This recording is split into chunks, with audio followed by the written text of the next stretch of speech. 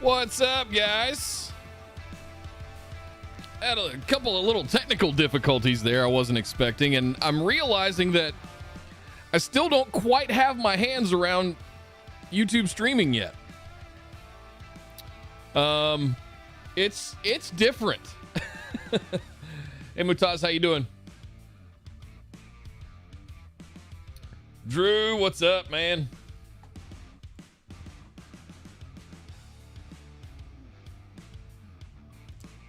Yeah, there's some kind of thing where it's like you need to change the video resolution. My current 1440p is not supported with this configuration. The expected resolution is 4K.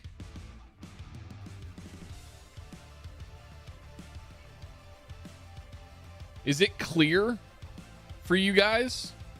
Or is it looks a little blurry? I'm wondering if something's gone awkward here. Check my video settings here. No, it's set to 1440. I'm sending it 1440. For some reason, it's expecting 4K. Why is it expecting 4K? Wonder if that's something to do with the stream key. Going through some settings here. Hang on one second. Man.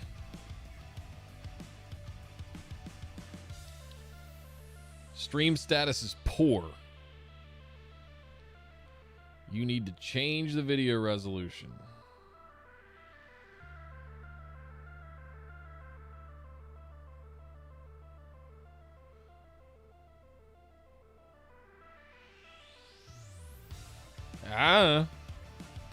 Drew, let me know. Is it blurry? You're able to click 4K. I'm definitely not streaming in 4K. I'm streaming in 1440p, but for some reason, YouTube thinks I'm sending it. I'm set up to send it 4K. If you change it to 4K, does it clear it up?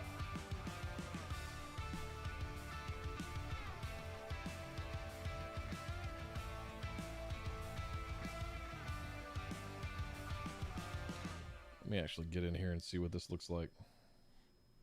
Yeah, it says it's 4K. It looks clear to me, though, but I'm on a 4K monitor. I don't know if that makes a big difference.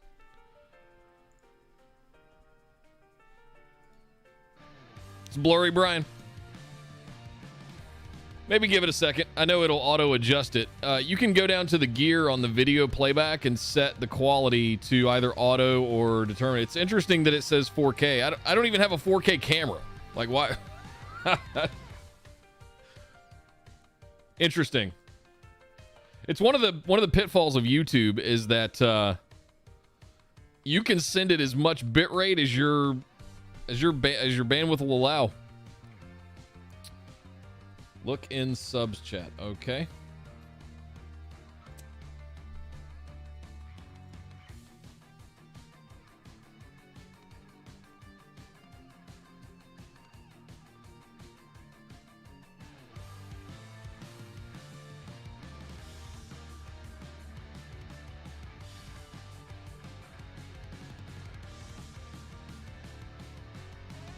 I wonder if it goes away, Drew, when I open Discord.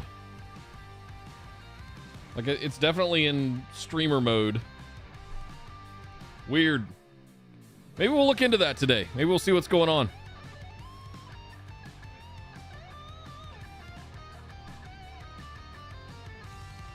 I don't know. It's not as easy as just, like, pushing start streaming. Unfortunately. Like you would normally get with Twitch or Facebook. Facebook's even a bore to set up a live stream on. Oh, goodness. And I'm supposed to know all these things. Let's look real quick. YouTube live stream resolution.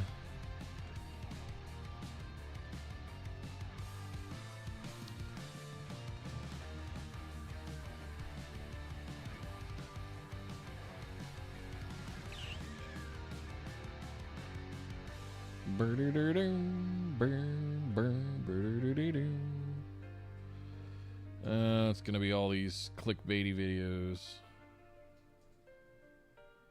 4K streaming. I don't need 4K streaming.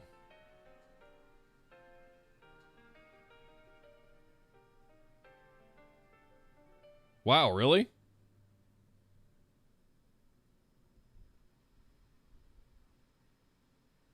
Yeah, I have it open in a tab.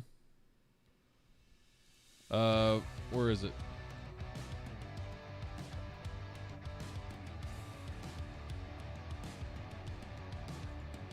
Should be usually a view on YouTube link. Is there a setting? No, that's not the setting I want to change.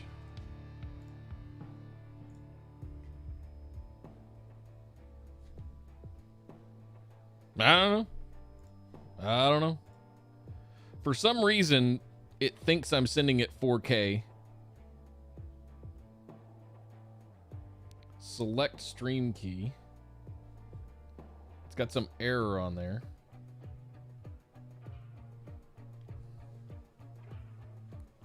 I wonder how long it gives me to keep it alive before it starts a new one.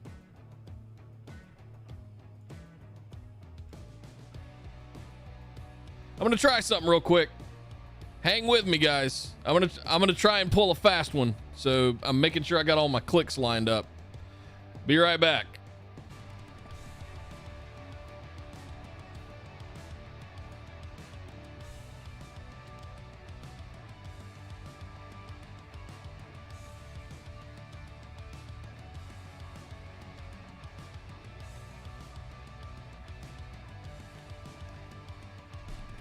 I wonder if that made any difference.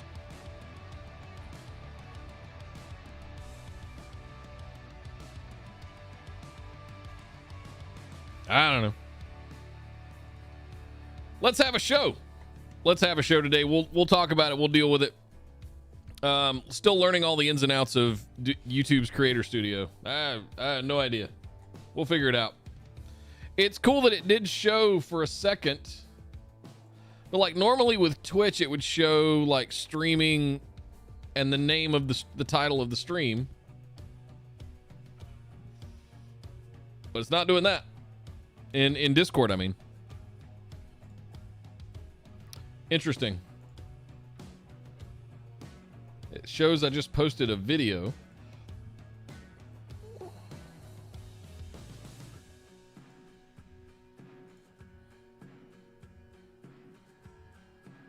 Yeah, those notifications they're just weird. And this is the problem. Like, this is the thing that nobody talks about. Like, a lot of the people can talk about Twitch versus YouTube and performance and monetization and all where should you stream and all that stuff. They don't talk about how far behind YouTube is from an integration standpoint for things like Discord, notifications, all of that kind of stuff. It's way behind. And that's some of the quality of life stuff that YouTube is just going to have to pick up and run with. What's up, Ninja? It's good to see you, Kevin. So yeah, that's one of the things that I like. One of the things that drove me to Twitch was just all of that stuff just works, right? You don't even have to try. And now it's not giving me that. Now it's saying no data.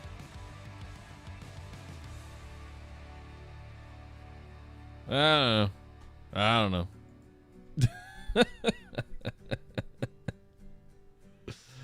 Oh man, there it is. Now it's back again. That's showing me the error again. I'll get that stuff figured out over the next week or so as we do this more.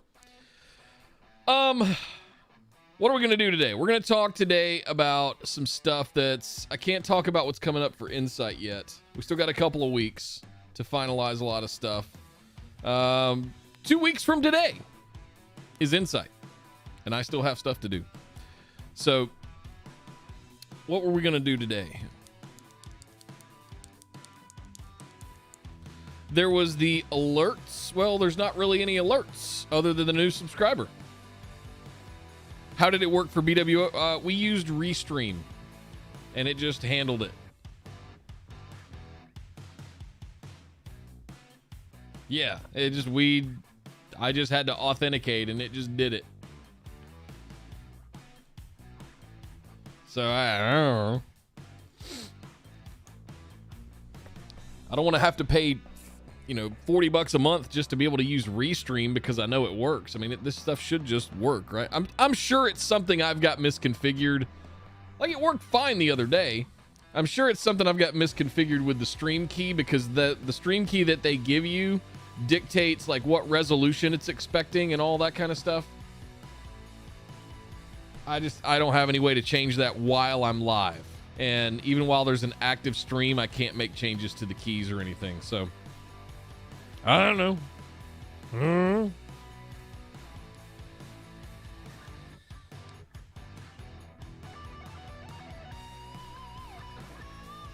It appears to be working, though. It's just lying to you and telling you that it's 4K, and it's not 4K. I'd like them to be in 4K one day, but considering most people watch stuff on this, like, I don't know. Or smaller screens with smaller resolutions. What's the point of streaming it in 4K?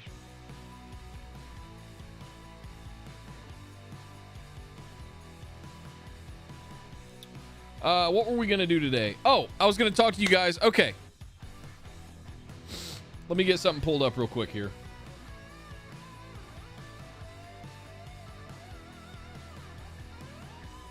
I can't talk about that yet. This is the problem with trying to do this kind of stuff, is dancing a line between what you can and can't talk about.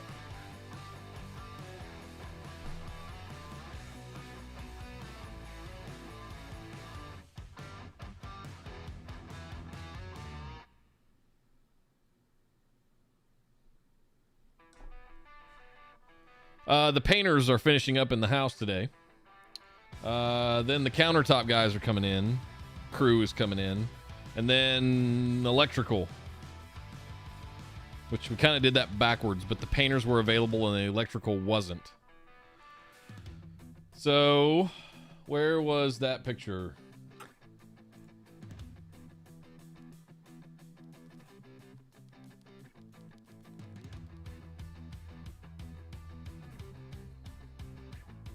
Yeah, the thing that I'm hoping to finish this week, my sort of big project for this week, is my giant blog post that is almost an annual thing about the trip and thoughts about the industry and things like that I had during the trip to Turks and Caicos a few weeks ago.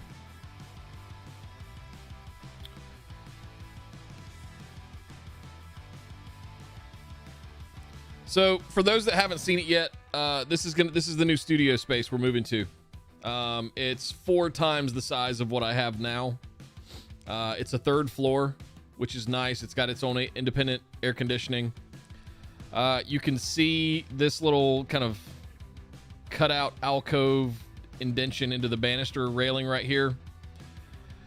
There's 2 power outlets in the floor, 2 dual, one on each side. All right, so people would normally use that kind of stuff to put a TV there. Not me. It's just wide enough to put 2 cabinets and a telco rack, or maybe a 3rd cabinet without the doors. Who knows? We'll see when we get there. Let's just say that I have secured some things to fill those cabinets. There's Richard. What's up, man?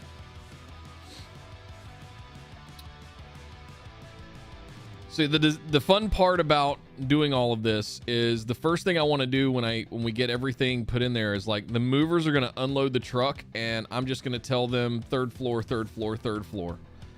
And at a certain point, I'm going to be able to set up a camera and maybe the laptop with a GPU in it and turn on the stream. And we're just going to have a marathon stream of configuring this, laying this all out, putting everything together. Over here in this back corner is probably going to be my working desk spot. This desk I'm at now. This other corner over here is probably going to be the workshop. You guys know we put up the pegboard last summer and all that stuff, and had the shelving with all the boxes. That's probably going to be this back corner down here. Over on this side is probably going to be a media stand with a TV and a recliner out here.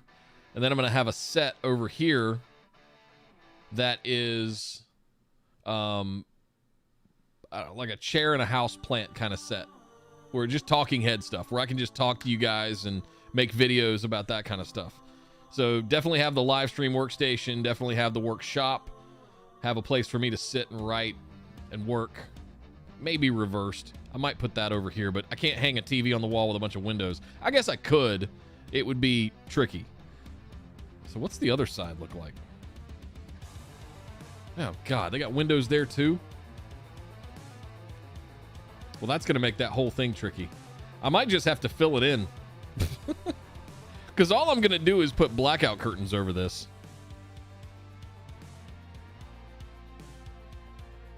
I thought the VMworld stuff today was all repeat, just in a different region. I thought they were doing the same thing we're doing for Inside. Americas, EMEA, APAC, Tuesday, Wednesday, Thursday. Is there unique content happening today, or are you just doing VMUG stuff, Richard?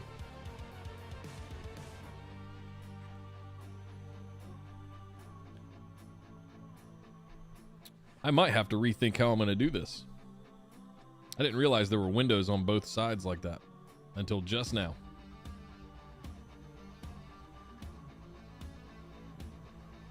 Or I just put blackout curtains up and put the TV on its original stand and sit the TV on top of the media stand. That's an option. I'd have to go find the original stand because I think I threw it away with the box, because I've been mounting TVs on walls for like 6 years now. I can't remember ever putting one on its stand. It just hasn't been a thing I've done for the longest time. So I never keep them. I throw the boxes. The install guy takes the box with him, and here, have the stand. I don't care. Might be able to hit up a Best Buy or something like that and be like, hey, you got any boxes? I was planning to do that anyway for the move. Was to hit up a Best Buy or TV installer guy here and be like, hey, if you happen to install an 86 anywhere, I need the box. I believe the 86 is going to go in our living room, and the 75 is going to go up here somewhere. I just got to figure out where.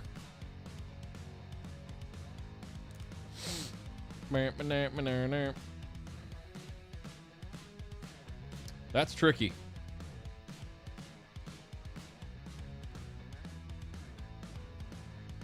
So anyway, I'm hoping to be able to put 2 to 3 cabinets right here, all with gear. The wiring's already there. We just need to isolate these 2 circuits onto their own 20 amps and put PDUs in the cabinets. 2 on each circuit. Wait, so you crisscross them, so we've got 2 outlets, right? And then you put this Google SketchUp.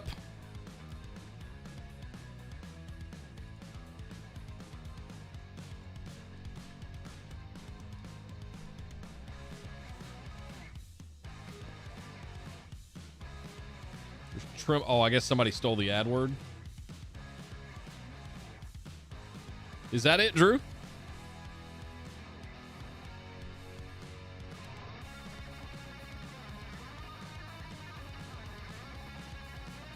Oh, man.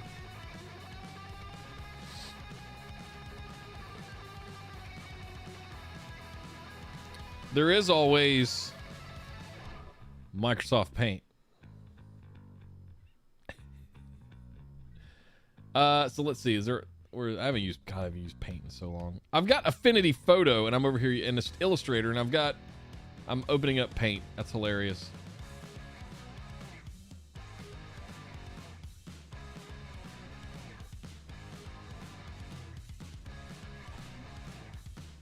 So this corner right here is going to be kind of the live stream. And then this area over here is going to be kind of the workshop with the shelves and whatever, the pegboard. And then I'll have a table right here. and we'll shoot some stuff there. So cameras here, and then there's the, if we do the staircase,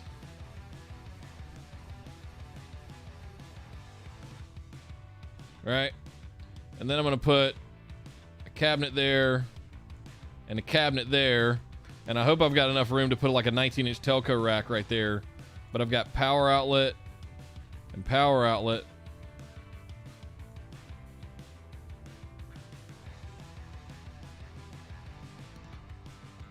To be able to run to that one, and then the other one can run to that one, and then that one can run to that one, and that one can run to that one. 220 amps. Right? I know this is actual art, so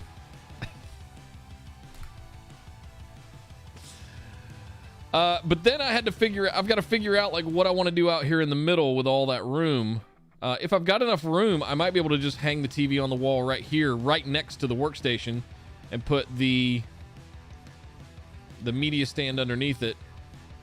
This has got all like my consoles and PlayStation and Xbox and receiver and all that shit in it, right? But out here we'll have a chair, little table, put a drink. I haven't thought about power out here yet. Need some kind of power solution out here for charging the phone and stuff like that. Oh god, this is a disaster. Let's see if I can draw the desk.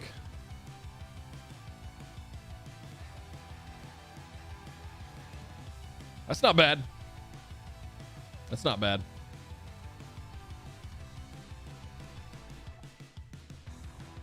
Yeah.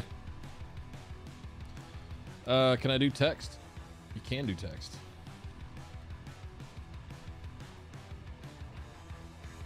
No, come back. Why is it not staying? Oh, if you click out of it, okay. Damn it.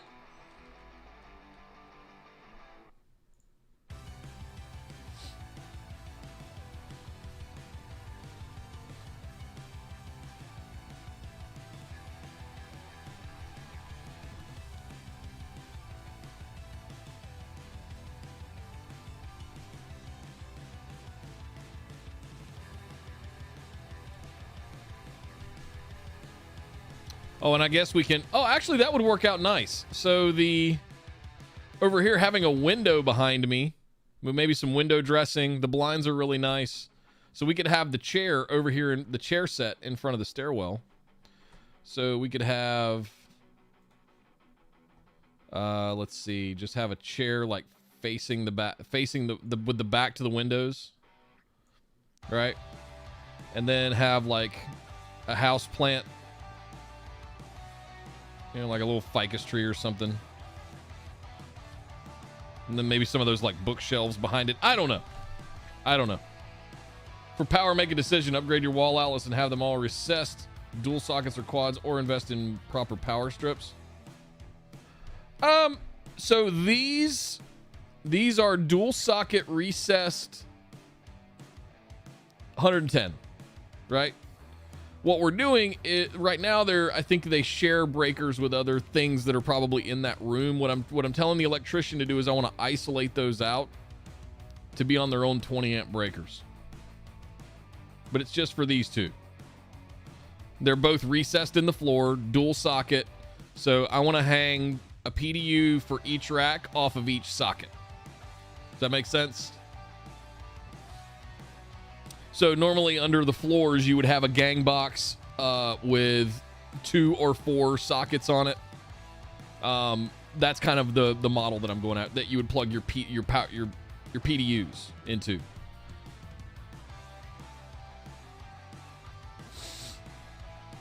Have the little digital readout. You know, we can shop a little bit today too. I guess I can just look on Amazon.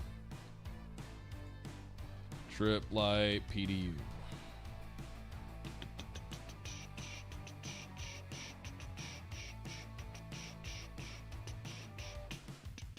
I think that's them. Yeah. There we go.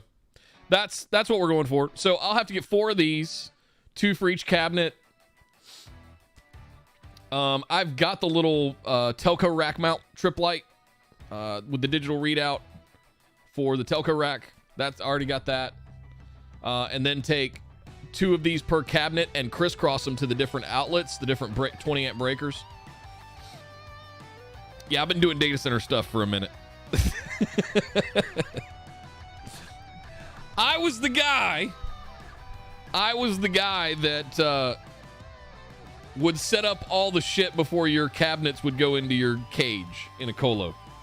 I was the guy that would run I would wire up the actual transformer PDUs from the Jennies and from the street to come into the data center. Because the power companies won't bring it into the building. They'll bring it up to a transformer, and then you have to bring it in. So normally what you do is you do a parallel run from the street and the Jenny's boards outside. Bring that in, your trunk line, your main, whatever you want to call it. And then, so that way, if the street fails, the Jennies detect that, kick on, and start delivering power to the PDUs inside the building, normally in a lower floor, and then those are brought up through the floor to the raised floors in the actual data center floor. APC2, yeah. I'm a trip light guy. I've always been trip light. You know, it's a brand preference. APC's great stuff. Nothing against them. Nothing personal, APC. I'm a trip light guy. They've never done me wrong. I like their integrations. I like their readouts. The soft green numbers are a lot better than the angry red numbers. You know, it's a personal preference. It's not a vouching for one over the other.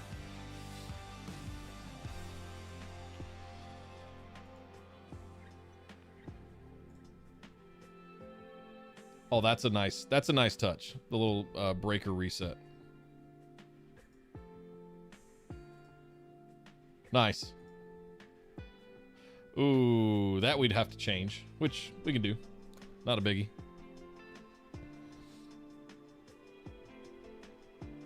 Or I could get the electrician to put it in. Whatever.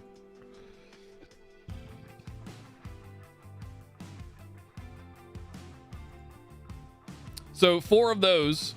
We'll basically need 4 of those.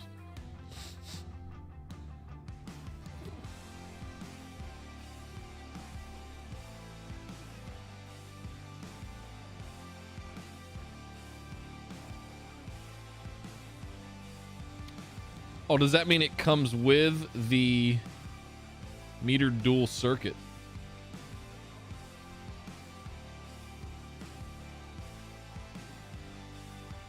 That's interesting. I didn't even think about that.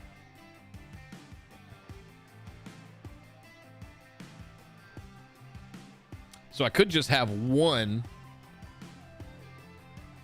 per cabinet going to the different gang boxes, basically. I didn't even think about doing that. Oh, but it's $280. It's $100 more. I mean, it ultimately saves me money. It's saving me about $20, I guess. $40 if you count both. And it would give me room to add another one down the road if I, for some reason, 32 outlets wasn't enough.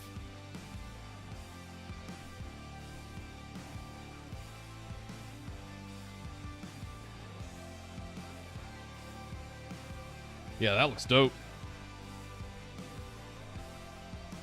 How do I zoom in on that?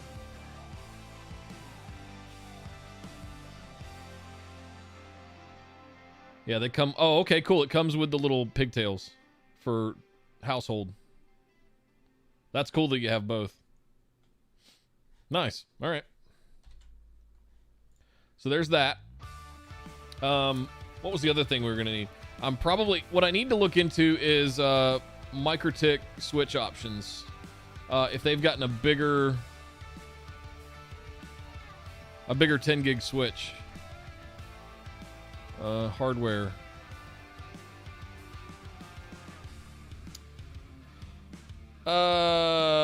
Where are they? Because I've got the 8 port now. I know they've got the little 4 ports, but I want to see if they've got a bigger one. Gigabit Ethernet. Can I filter down to 10 gig Ethernet?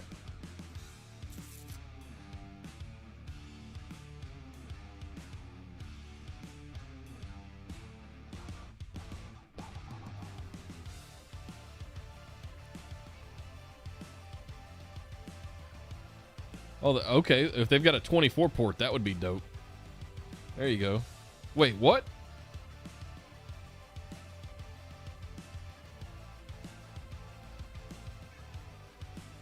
Oh, I was wondering why that was so cheap. I saw SF with SFP Plus ports, and I read it as 24 SFP Plus ports. That was not the case. I was like, why is that only 140 bucks? 5 port. So there's the 5 port one.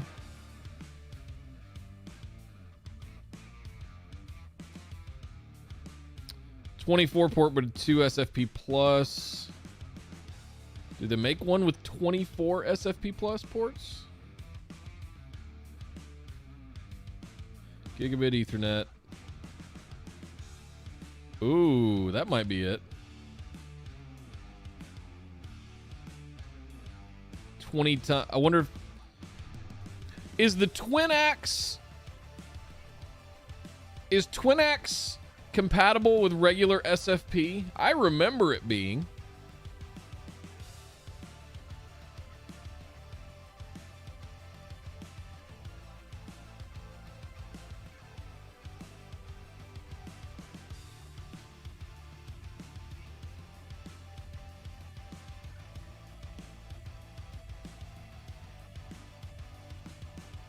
I don't think so. I don't think so. Do they? What I'm looking for is, do they make one? So 4 10 gig SFP Plus. Fastest switch for the most demanding setups. Smart switch 1 gig 16 port SFP Plus.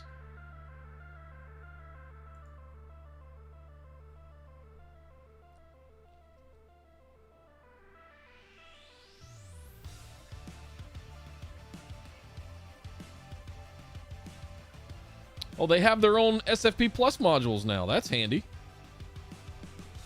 $29? Oh, that's only gigabit. I thought that was $29 for a 10 gig RJ45, 10 base T. I got excited.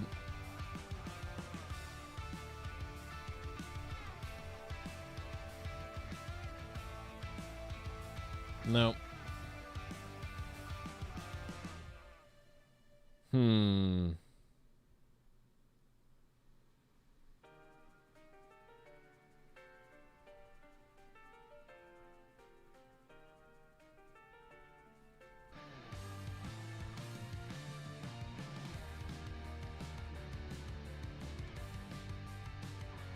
So it's got one, that's an uplink port or a management port, and then it's got, so it's a 16 port version of what I've got now, it looks like. For 400 bucks. That's not bad. That's not bad. Is there a bigger one? Let's see, option range, number of ports, or can I just see all SFP Plus?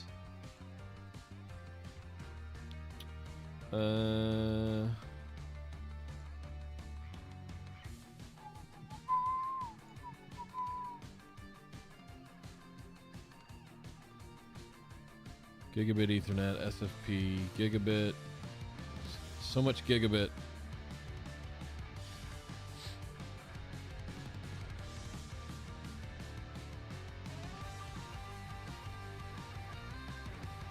I basically just need a dumb layer 2 switch. Almost like a top of rack. Exactly like a top of rack switch. is what I'm looking for. Bada, bada, bada, bada, bada, bada, bada.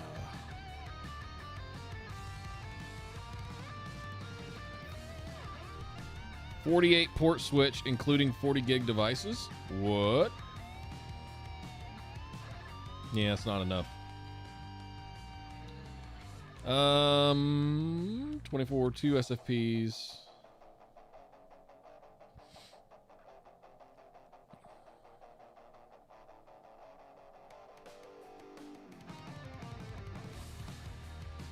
Oh, here we go.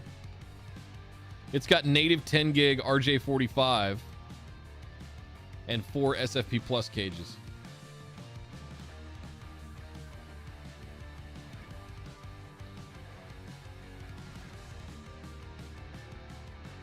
It's an 8 port. Oh, what am I using now? I'm using 1, 2, 3, 4, 5. I'm using 5 of my 8 right now. Drew, what's that switch you said you had that you didn't want anymore? The rack mount switch that I wanted to take off your hands. I still need to come get that from you. You had some Netgear.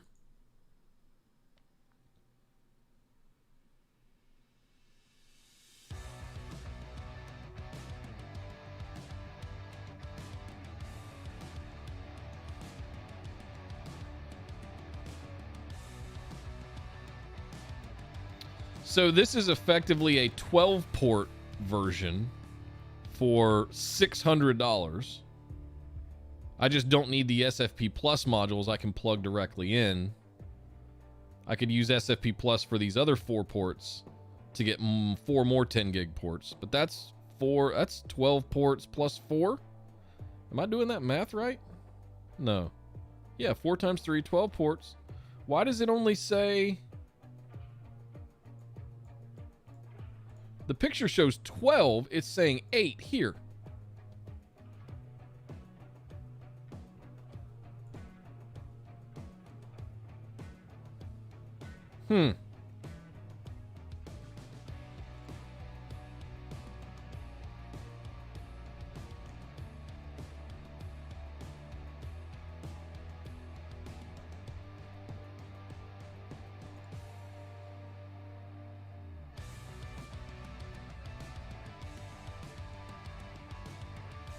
Yeah. Yeah.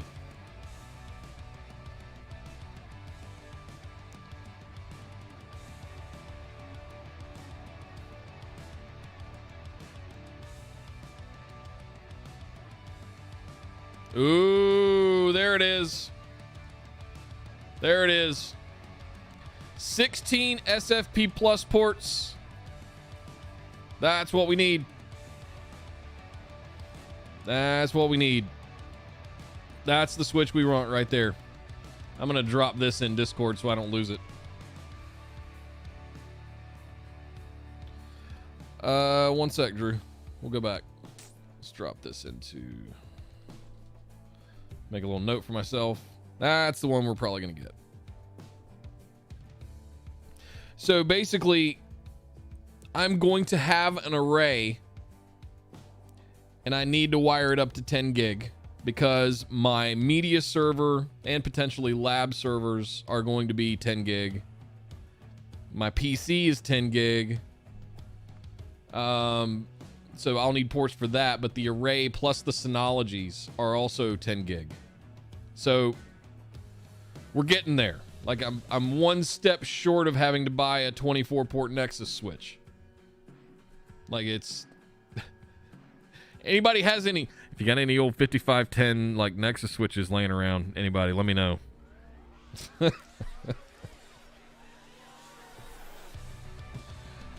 Not that I want a jet engine in my house, because if you've ever heard those things fire up, it's ridiculous.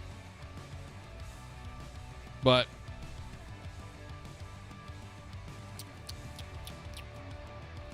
maybe I need to start looking for a networking sponsor for the studio.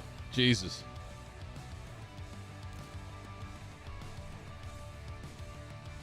Trying to think of who I know over at Cisco.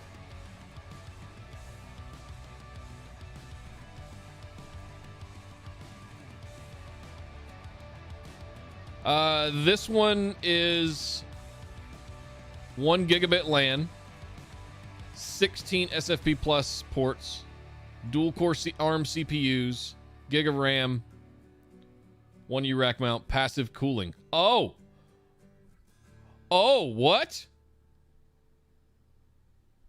No fans? Yeah, that's a sale. Sold. In.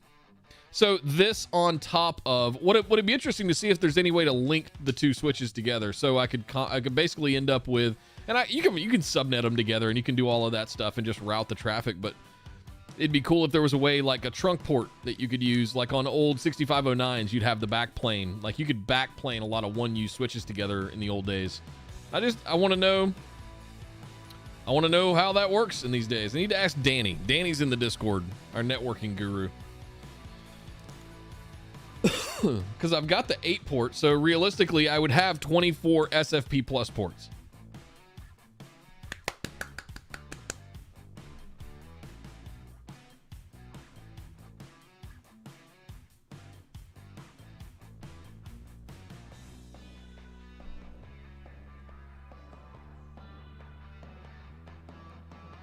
But on the array, there are four 10 gig ports on board.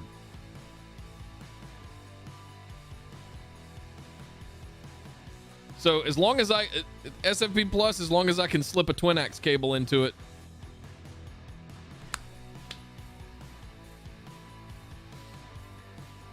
Then we've got the 1817 Synology. Then we've got the media server, which we're going to talk about today as well. We're going to have to rethink that whole thing.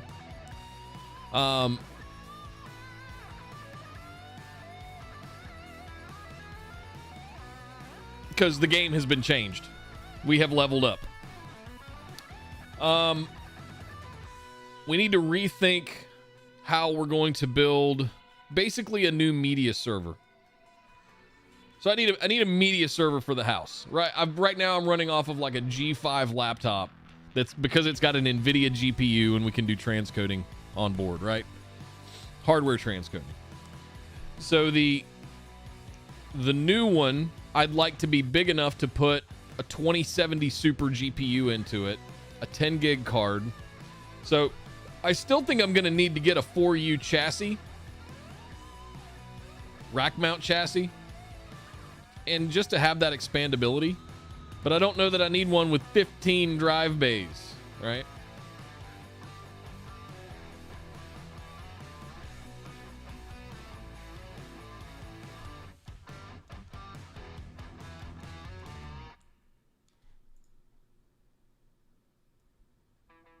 Especially if I'm connected to what's coming over 10 gig. Like I'm not going to need internal storage other than the M.2 that runs the operating system.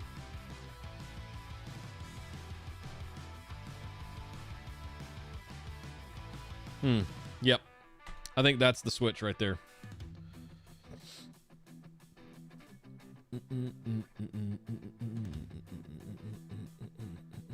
What Windows update is this?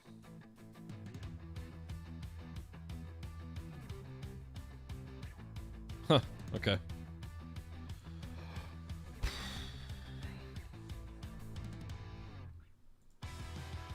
So that's a lot of the stuff that's going to go over here. And frankly, be the heart of the house, of the studio, of the house, the internal mesh Wi-Fi. All of it's going to be based right here. In that, where was that picture?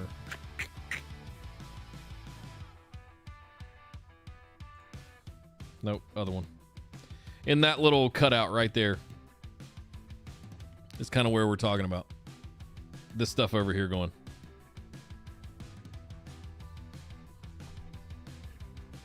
Now, what I might do is I might leave a little bit of a walkway back there so that I can work on it and just pull the cabinets to be, the backs to be flush with this, or at least leave me a little place to slip through so I can get to the back and work on the back of it.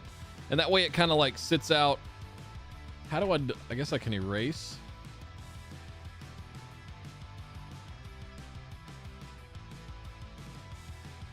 So let's... That's tiny. Really? Oh, this is annoying as shit.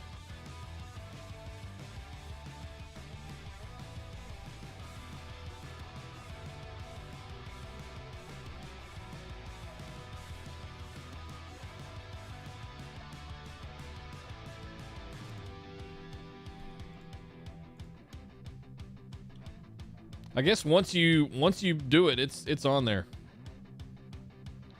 So, let's do this a little bit more realistically. Just a little bit though. Not too realistic. So it's going to come out that far. All right. What if we did cabinet? Maybe I could do telco rack back here, because that's going to be a smaller footprint. And then we did cabinet.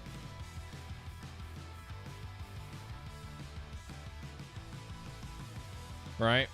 And we've got the outlets right here.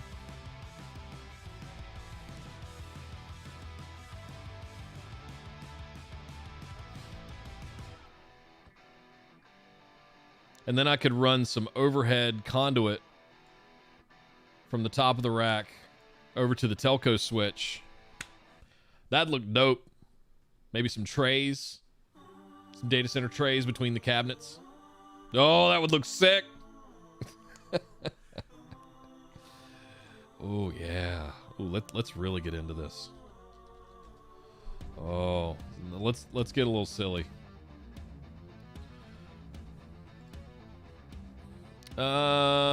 Products. I need wire routing. I need top of rack cable and conduit systems. Brackets, clamp, hangers.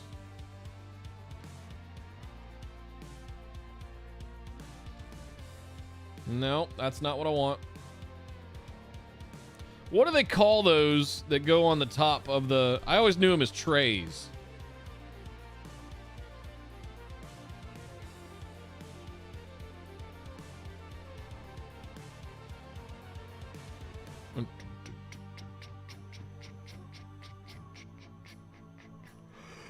Ooh, that snuck up on me. Overhead distribution.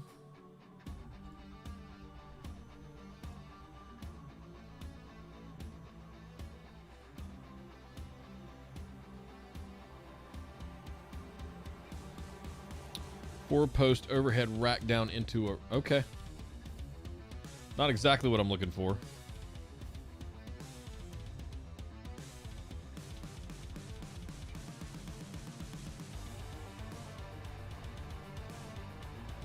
Wire termination, what do you got? Nah.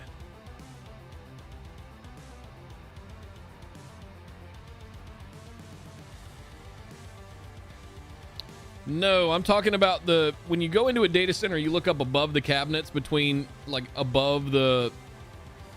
There's these trays with the big bundles that are going between cages out to the main trunks. I'm looking for those trays that they kind of sit in, right? Cable managers. Horizontal. This is going to be the stuff that's in... Yeah, this isn't going to be it. Not sure if Panduit makes that stuff or not. It might have been another manufacturer.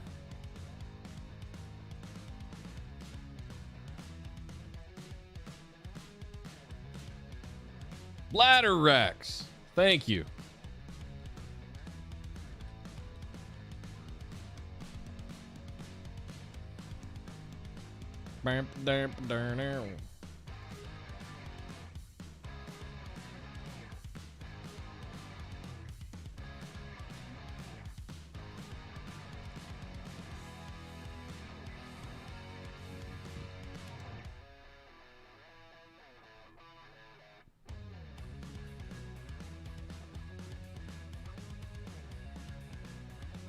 Nah.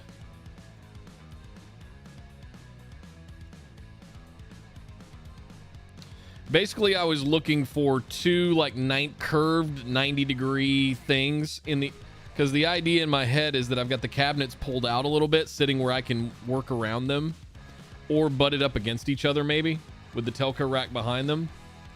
And there's trays that will run like 90 degrees and look pretty dope symmetrically to the Telco rack back here. It's kind of what I'm looking for. Boom, boom, boom, boom, boom, boom, boom, boom, boom, boom.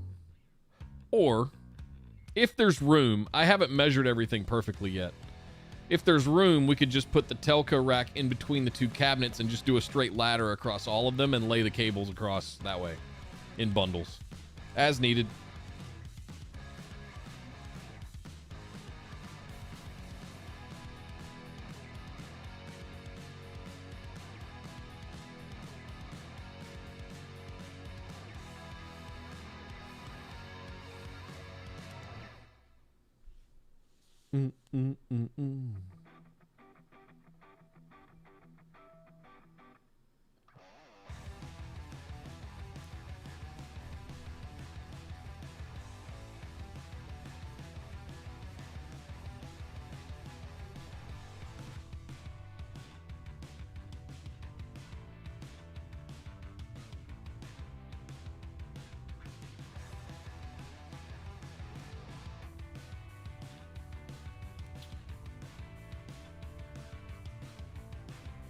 Antibacterial cable. Oh, I got it. For dentist office and shit. Okay.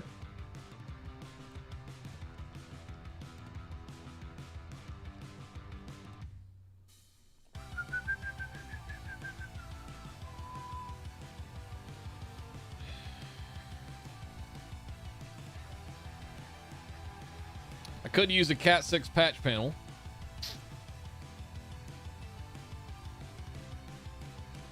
Racks and cabinets, floor mounted.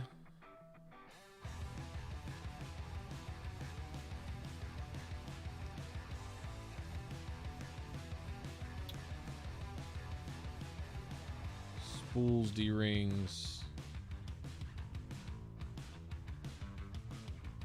Sides and doors. Rack tops.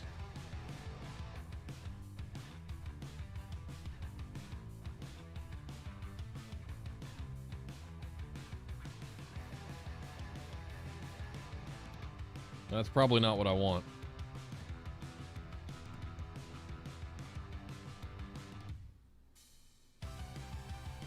I thought this was a cable management site. Oh, wait, what was that? Hang on. Slow website.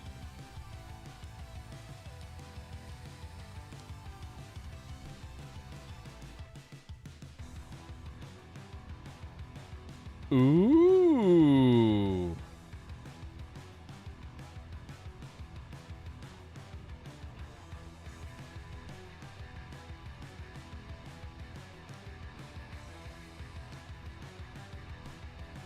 Get some fans going in your cabinets.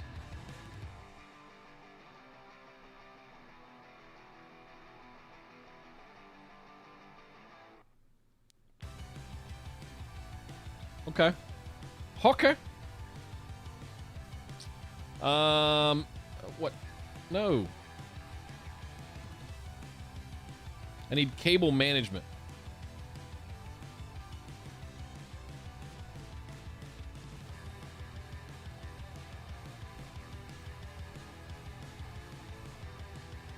What patch panels do they have?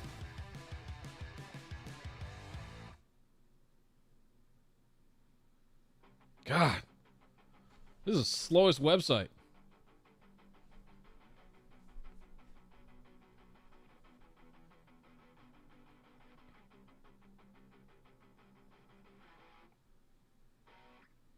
Whoo! That thing's... They're proud of that thing. Holy smokes.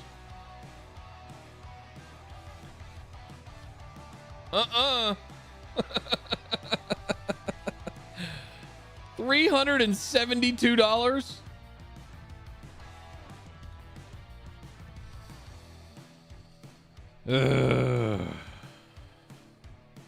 Nope. I'm gonna nope right out of there. Data center. Yeah. Marketing. Micro data centers. Pre-configured with enclosure, UPS, PDU, network management. Wow. Okay.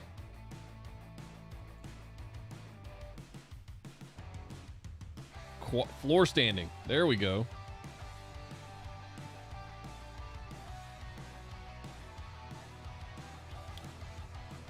I would probably be looking for 42. So they got 36, 21. 21 looks cool. 22 is what I got now, and that's pretty full.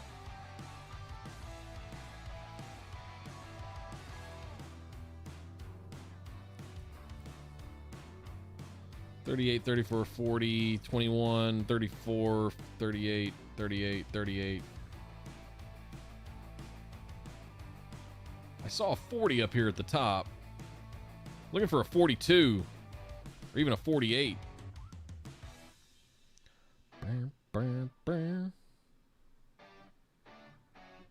Oh, and it comes with a UPS? Okay. And all the blanks. 32 outlets. Okay, so it's got the PDUs and shit already. Wow. Oh, it's okay. You have my attention.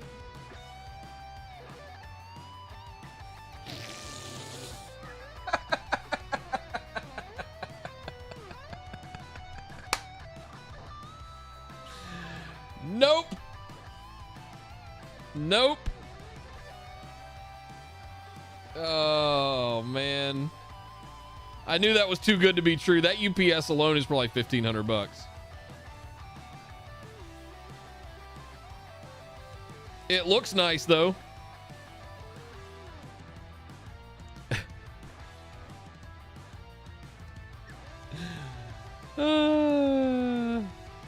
That's funny.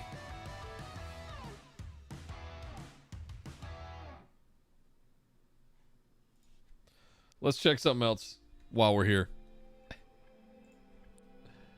Let's see if there's a NetApp cabinet. $6,000. Hey, there we go. It's $400. That's some OG shit right there. 42U.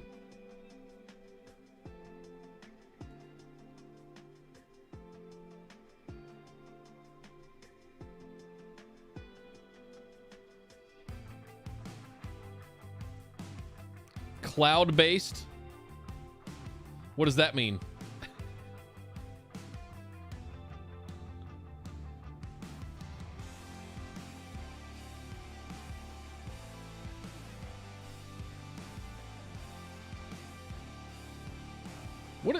Everything's so slow today.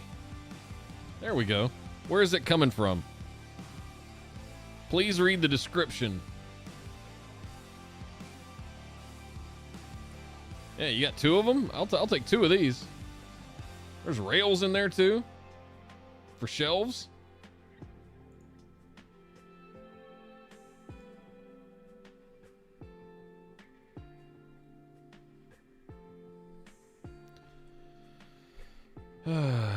Very good cosmetic stuff. Yeah, whatever. We do not have keys for the lock cylinders. You've got some cage badges. Badges! What I would really like to find are the one that goes across like 2/3 of the way up and it lights up blue.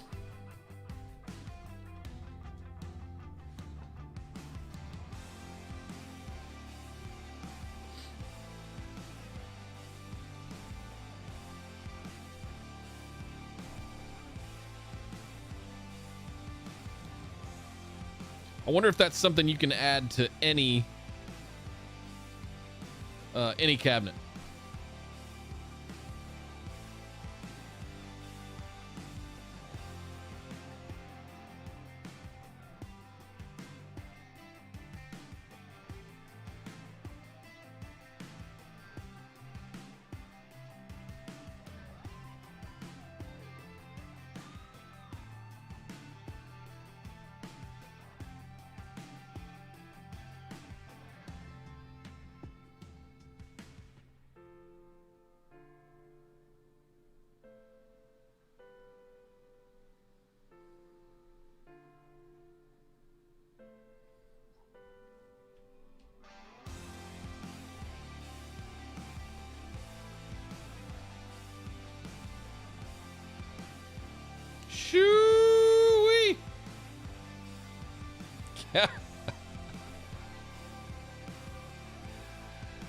Oh.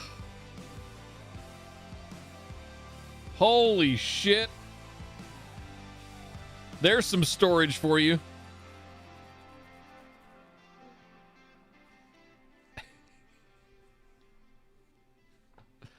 Oof. Oof.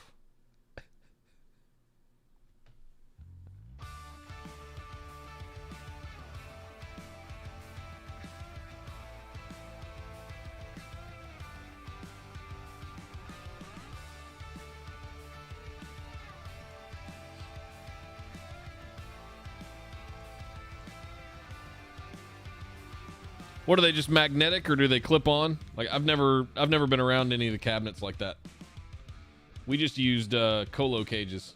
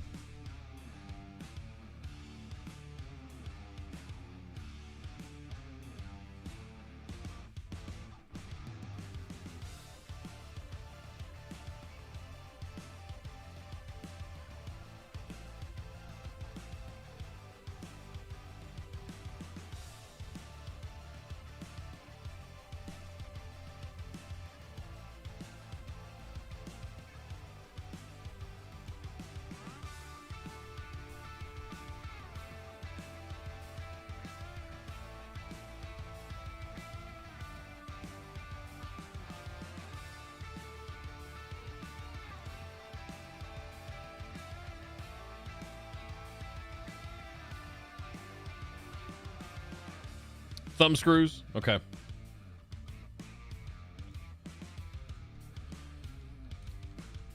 Let's see if I can Google image find. Kind of like that one. Except that this lights up blue.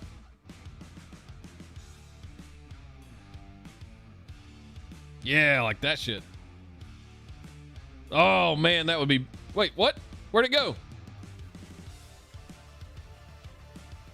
The black racks with the gray tops, and they light up blue like that. Man, I would kill to find 2 of those. I'm gonna throw this into the chat so I can send that to someone else later.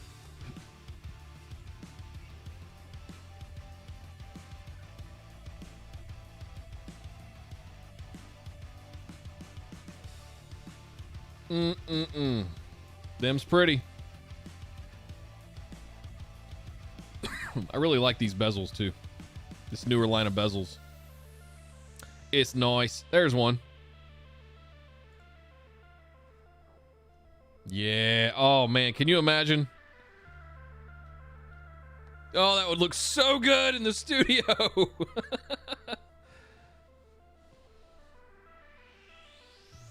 Oh. No. What? Why are you making me log in? I don't want to create an account on Pinterest.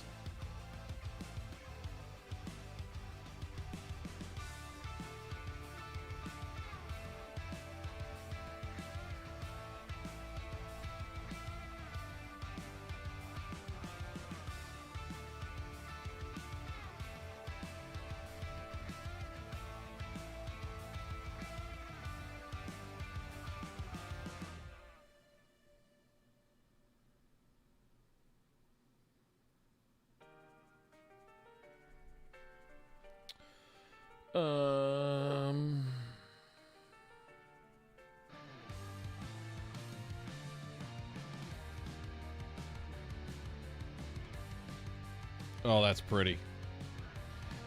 A700. Beautiful. Oh, that's a beauty. Might be a FAS 8000. Might be an 8000. I'm not sure. No, depends on the drives. That's a big boy. That's the big boy.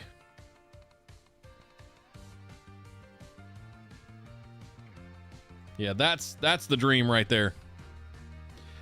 me use the head real quick, guys. I'll be right back.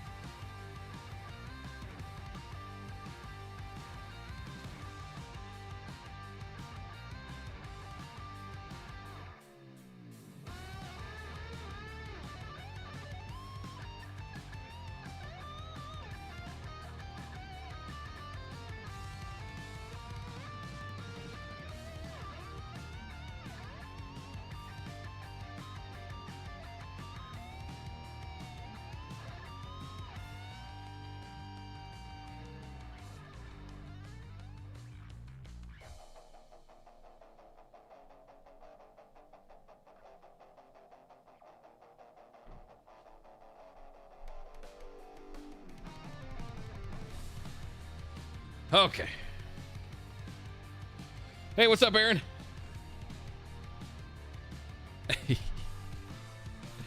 We're not doing anything crazy today, just shopping.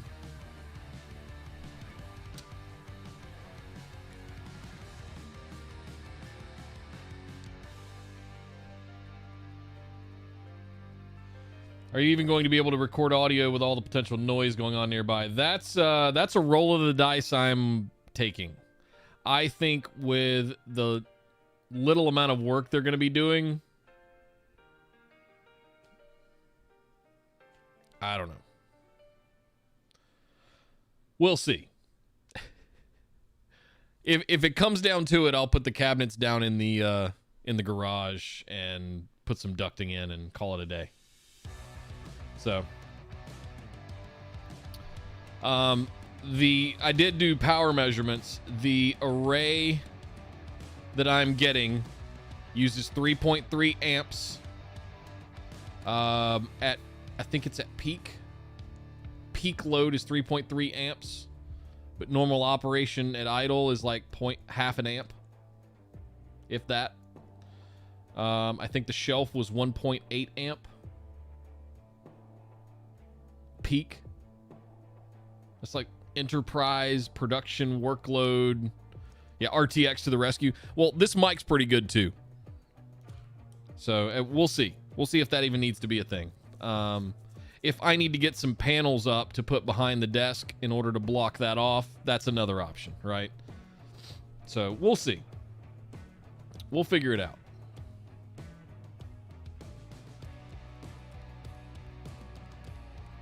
There you go. Yeah, you got the little bell that's right under here. If you check that and hit all, it'll give you the pop-ups on mobile. I think you have to have the YouTube app installed, and then it'll do it. Which, who doesn't have the YouTube app on their phones? For God's sakes.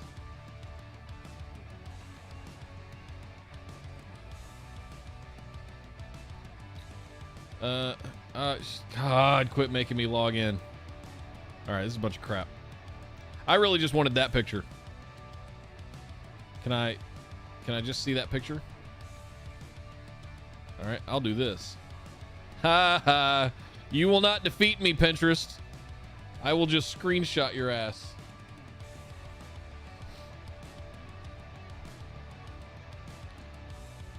Okay. So for the rest of the stream, I guess, we're going to be server shopping, pretty much. I got to check and see if I've got access to one or two of those. Who knows? You guys would not believe how much stuff they have in the GDL here in RTP. So there's no telling. Where do we want to shop for this? So I need to I'd like to find. You only noticed it an hour later. Yeah. This is also a very weird stream because it thinks I'm streaming in 4K. YouTube does. Yeah, and it's on normal latency. So it's super laggy because of that. And we're going to write this one off today. We'll fix it. We'll fix it in post. Let's look at what are my requirements for a media server? I've got it's an ATX motherboard, Intel i9 CPU, so it's got to be LGA 11. Well, I've got all that stuff. Memory, M.2, like I've got all that stuff. It needs to be able to house a full-size GPU.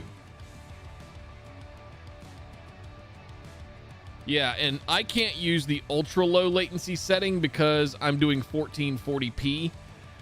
Realistically, if I wanted to, I could go back to 1080p and use ultra low latency.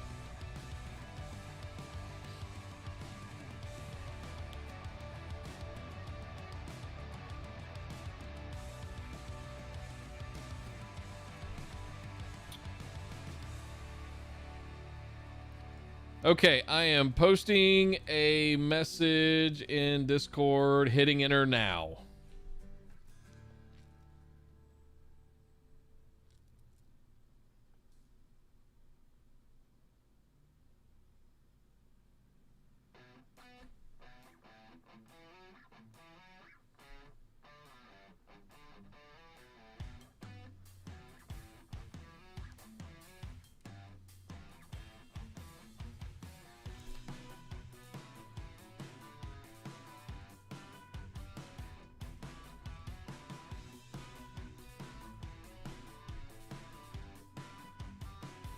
Almost exactly 30 seconds. Okay. Good to know. For you, rack mount server chassis. Sorry, guys. It is what it is for today. So, I think we stick with... I don't exactly need 15 drive bays, 12 hot swap drive bays, 8 bays. Like, I don't really need all of that.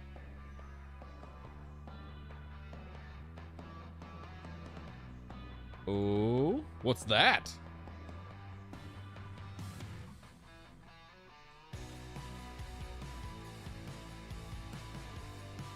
Well, that looks like a piece of shit.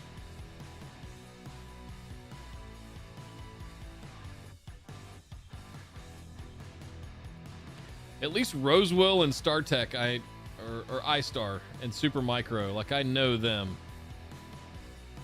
Let's filter down to them. See what our options are here. That's an incredible deal on the 4500U. 4U chassis. This is the one I was going to get and build initially until I found out I was getting an array. This is the same one. It just has 6 front 120 fans, 4 fans. Okay. So I'm still sticking with this one, mainly because it's got 15 bays, 4 fans, 7 fans, 3 fans, 2 fans, 8 fans.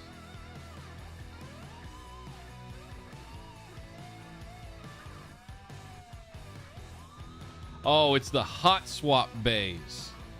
Got it. Okay.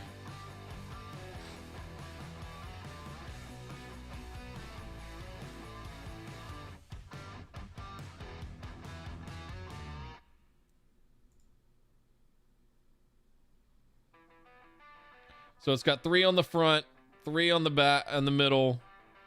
So it's a push-pull across the... Is that where I guess that's where the drives go. Oh, no, those just must be the drive bays. So it's got 8 fans in here, though? Yeah. So it must have them on the back of the drive cages as well, and then 2 on the back for exhaust. Or are these the fans in the middle? Looks like those are the fans. I mean, that's hard to beat for 219.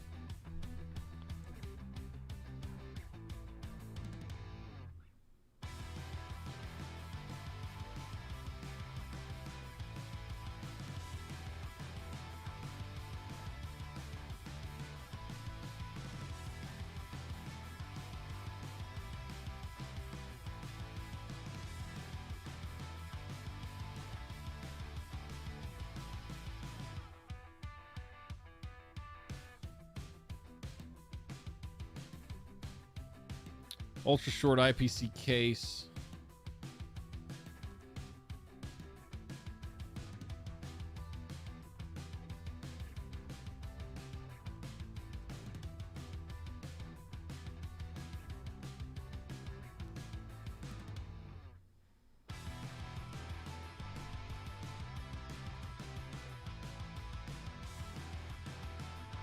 Eh.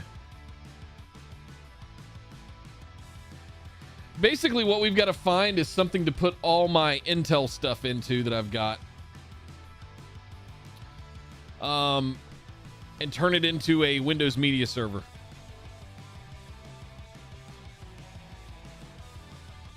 Doesn't really need it. I need to be able to put a full-size GPU in it and a 10 gig card. Dual port 10 gig card. I mean, other than that,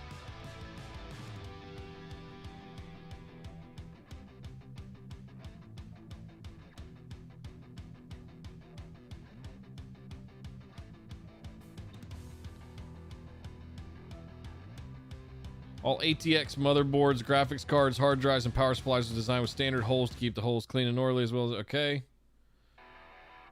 Highest quality iron material. I guess technically steel comes from iron, but all right.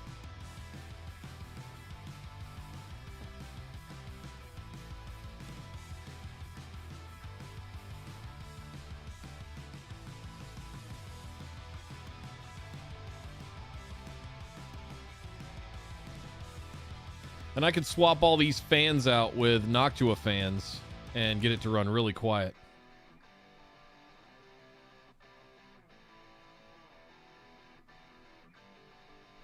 Yeah, this is hard to beat. And if I ever wanted to do something else with it by putting some local storage in there, it's turnkey. It's ready to go. I just drop in some hardware RAID cards, some Adaptec cards, and like it's a self-contained unRAID NAS, you know?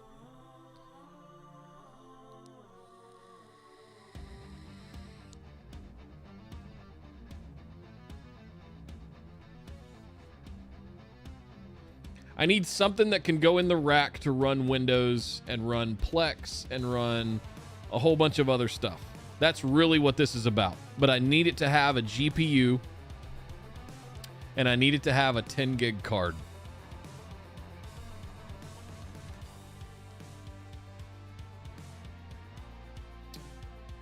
And I think it's going to take a chassis this large.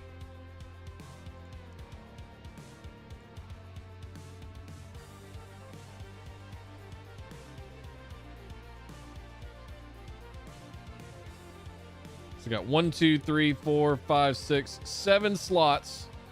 Let's assume 2, if not 3, will be taken up by a GPU. And I can put another 10 gig card. Like the same configuration I have right now in this PC. I can just, it's just the GPU. It's a 2070 Super and a 10 gig Ethernet card.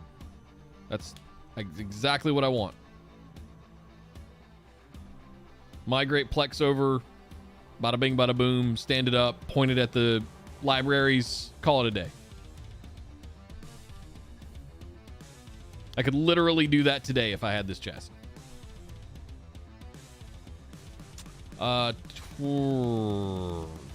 That's interesting. So am I just going to hang it off the front rails? There's no rails. I guess I could get some universal just slides to sit it on and secure it to the front.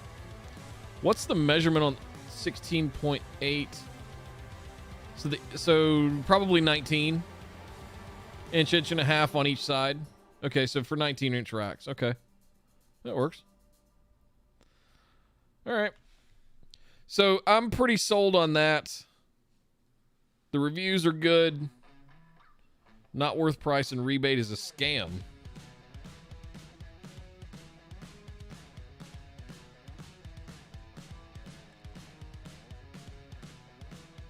Multiple LEDs on the hot swap base stopped functioning.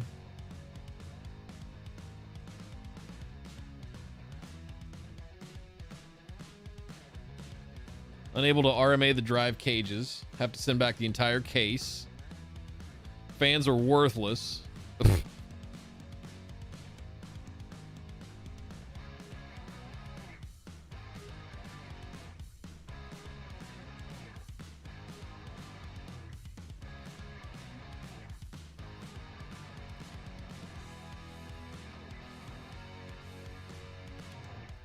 Filtered front tilt panel hits and rubs on below server. This is more of an annoyance than anything.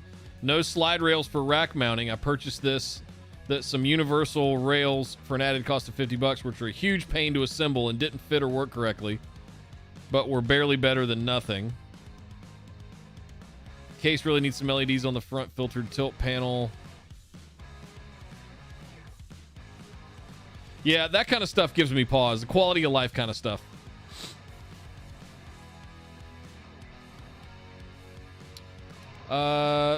Let's look at Super Micro. If we go back one.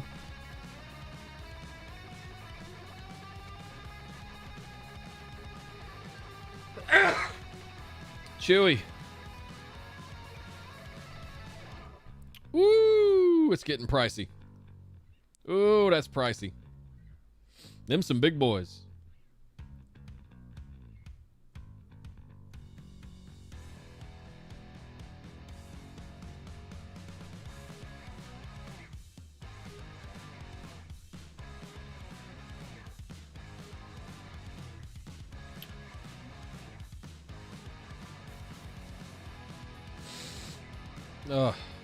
Something got in my nose and made me tickle.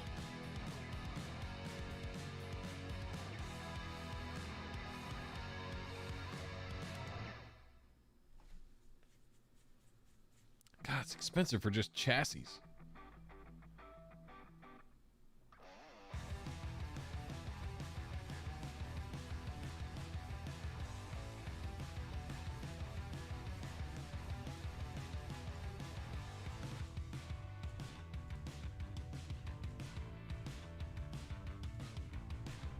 Yeah.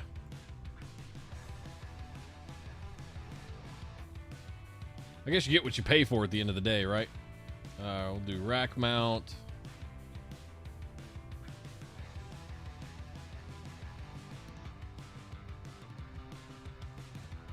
Could I get away with something like this? Optimized for mini ITX.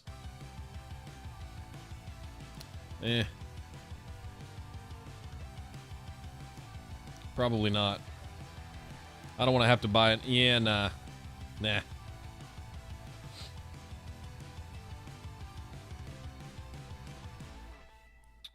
All right, so let's clear. How do we clear all filters?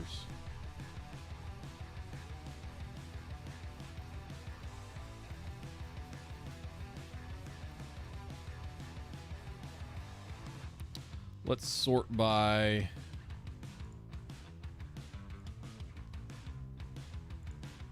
price. There we go. There we go.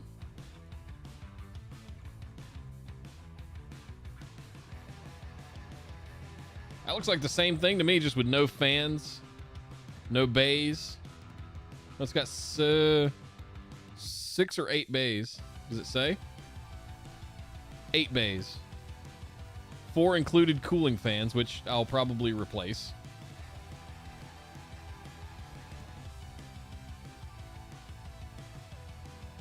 $75. I mean, it's worth a shot for $75, right?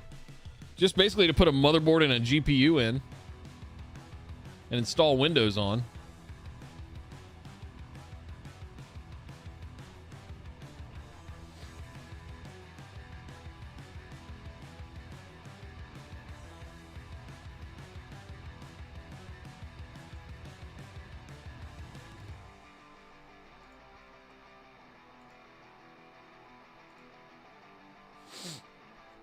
Only 4 slots. That's a little disappointing.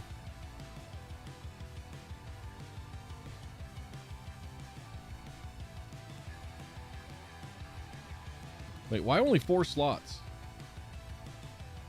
Power supply, IO shield, fan.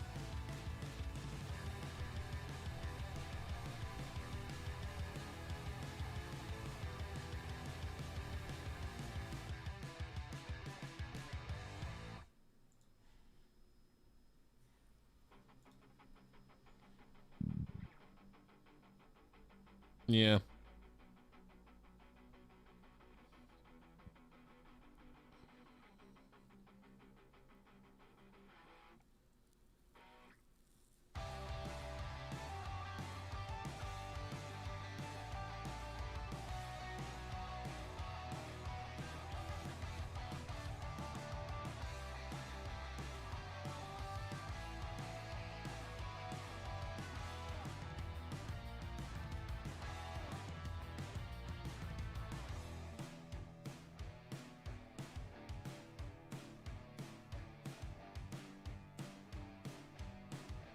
Interesting. Okay.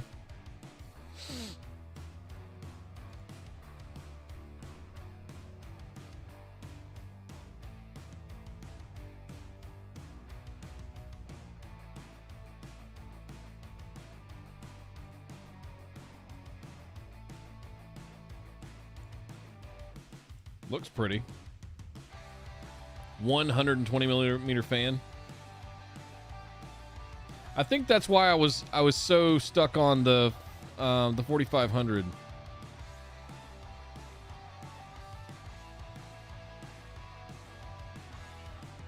It's stylish, compact, stylish server.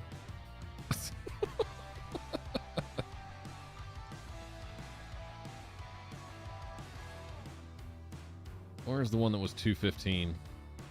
A Chenbro. That's got all 5 stars, 5 eggs.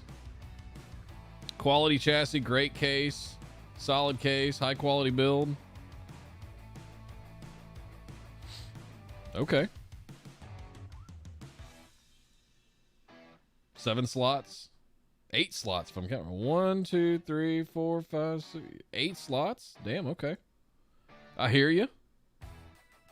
One central 120 millimeter fan.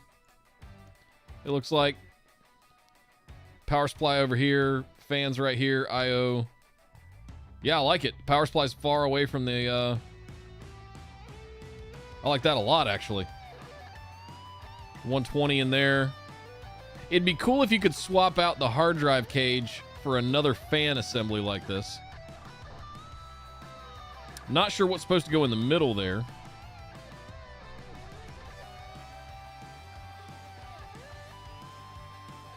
That's kind of cool.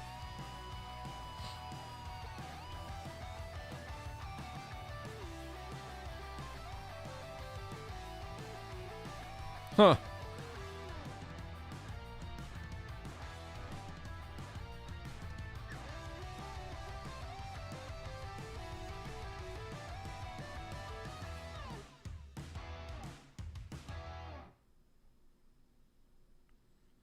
Eight rear expansion slots can fit 4 double width GPUs. Good layout with room between the motherboard. Hard drive bays. Should be able to fit an EATX motherboard with room to work. Heavy case with solid feel. Removable 3.5-inch drive bays and hard drives. Big plus and well built. My hot swap drive bays fit well. Never fit well in Norco. Replace the front 20 with an optional 3.5-inch cage. Very easy conversion. 6 or front switches are of good quality and should last a long time. Reasonable airflow for a 4U server chassis. Extra top-mounted 120mm fans work well to cool the GPUs and motherboard. Distance between the top-mounted standard-size 120 fans and the GPU card is a bit tight, especially if your GPU power cables plug in the top. Noctua Slim fans. Okay. Add a fan cable extension to the top fan so you have extra... What does he mean by top fans? It's a rack. I wonder if he mounted it vertically. The front laser beam blue power light is way, way too bright. Very quiet. Remove the 80mm rear fan and installed 2 pass-through bulkhead fittings with quick disconnects for my Coolant's external water cooling unit. CPU is now water cooled. Very easy mod. Ah. Nice.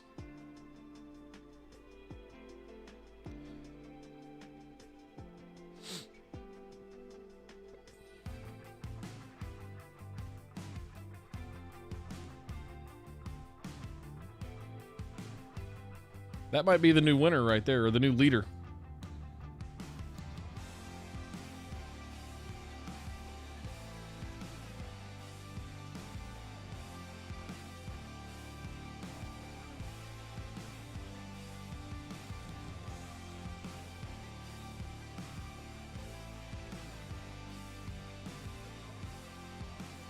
I'm having a hard time finding 4U power supplies. Am I correct in saying this case must take regular PC type PSUs?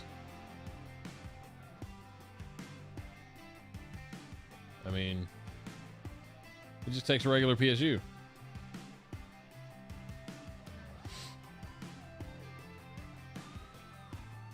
All right. That might be the new front runner right there, guys. I love that the power supply and the expansion cards are on the opposite sides. I like that other guy saying he cut one of these out and passed his plumbing through there to liquid cool the CPU. Yeah. But for a media server, I don't think that's going to be necessary. I think that it's between that and the Rosewell at this point. And really it's about fans. But I mean, at the end of the day, the fans on the GPU itself are blow hard enough to where it shouldn't be an issue. And with a couple of fans back here and one or two up front, it's not going to be an issue. Don't even really need the drive bays. It'd be really cool if these were modular and you could swap out a hard drive cage for a fan cage. That'd be really nice. I'd love to have the extra airflow.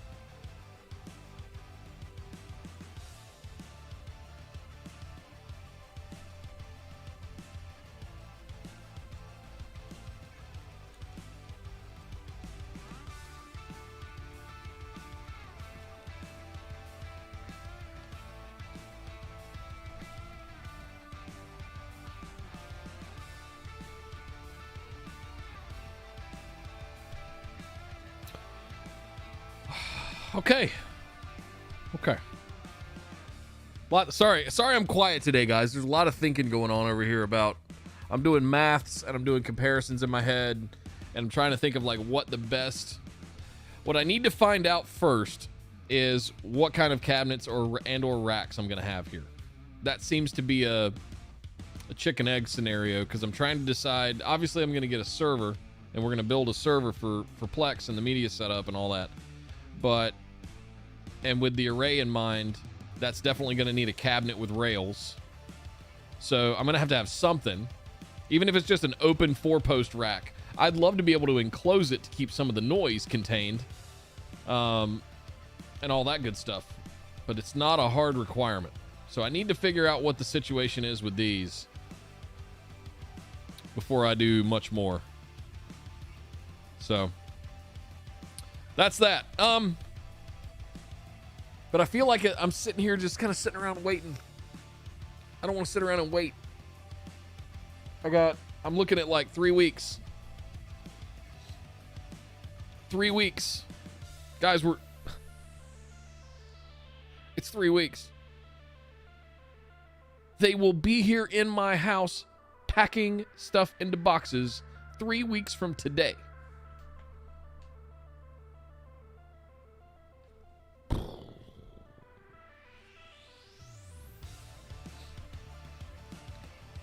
It's starting to get very real, very fast.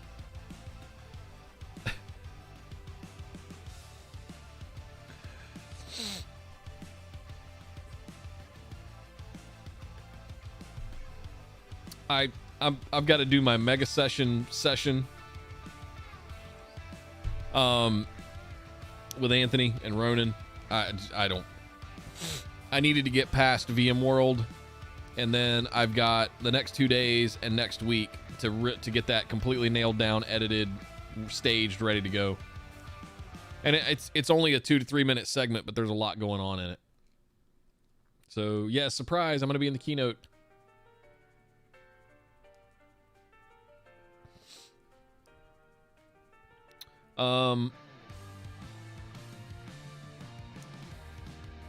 What else is going on that I can share with you guys? I saw a session, a webinar update this morning on ONTAP 9.10.1. It's very exciting stuff. There's some big stuff coming in ONTAP. They are really tightening it up, this 9.10 build. Storage is starting to get really exciting again. The capacities are bigger than they've ever been. We've got 30 terabyte SSDs. Like it's absurd. It's absurd. We're talking about doing NVMe over Ethernet. It's some of the stuff that's going on in the world of storage, and then you've got the whole quantum side of things that's coming. So storage is in an interesting play. It's exciting to be in storage again. It hasn't been exciting to be in storage for about 15 years. Not since 10 gig and greater started coming up. And we started really unlocking the capabilities of NFS and SMB. SMB3 was a big deal in storage. But I mean, other than drive capacities getting bigger, storage and you know, all the advent of all flash arrays, which was inevitable. In-memory stuff like HANA and Optane, like that's exciting stuff. But look at what's going on with NVMe over Ethernet right now. Keep an eye on that. And the one reason you need to know why that's a big deal is because it may be the final nail in the coffin for SCSI. We might finally be doing the Nigerian coffin dance for SCSI. We might finally be killing it. It's not true. It's not going anywhere for a long time. But the advent of NVMe as a protocol has been a massive deal in storage. The being able to do that over IP unloads, offloads, eradicates the bloat of the SCSI protocol, reducing milliseconds off of your IOPS rates. You're talking, it's a big deal. Look at the changeover just in the PC consumer market from when we had to have 3.5-inch drives or even 2.5-inch SSDs to M.2 form factor, basically sticks. It's not even a drive anymore. It's a stick. 1 terabyte, 2 terabyte. I've seen 4 terabytes in a stick.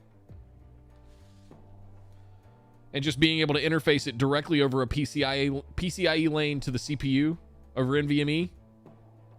Wow. If you've still got a bunch of SCSI ribbon cables laying around, Aaron, do me a favor. Throw them away. They can go. Release them. Let them go. Let it go. Let it go.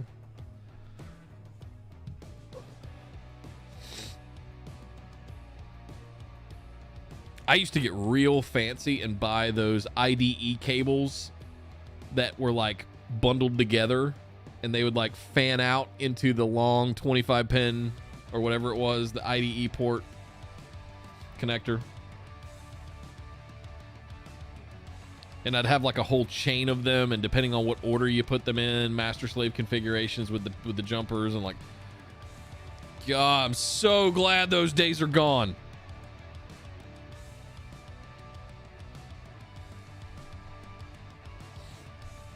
You're not going to need them anymore.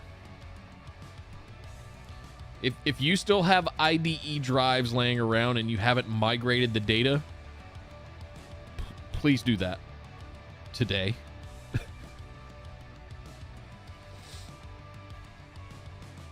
Put it somewhere where, at least on a SATA drive,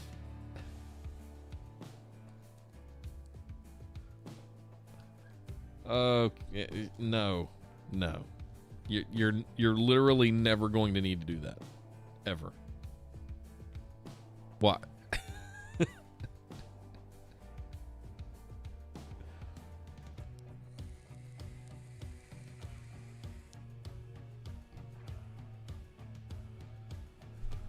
This has been fun today, guys.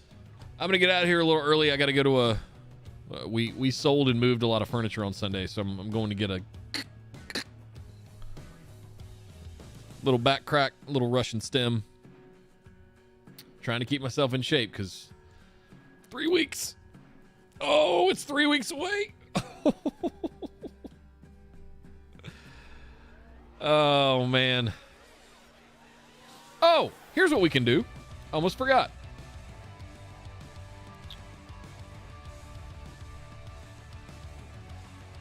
I almost forgot.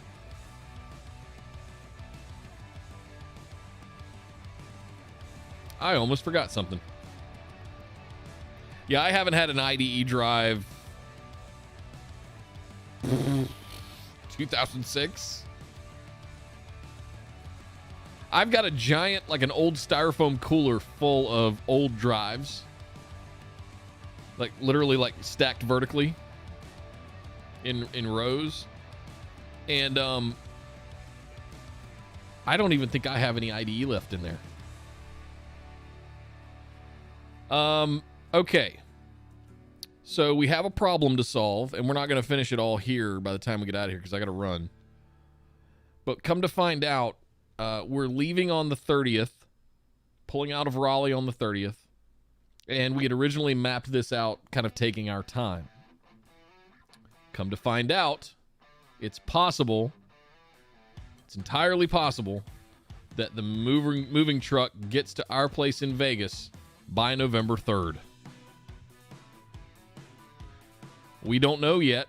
We might not know until the day they are here loading us and we can talk to the truck driver. Because the driver hasn't been assigned yet. It's 3 weeks out.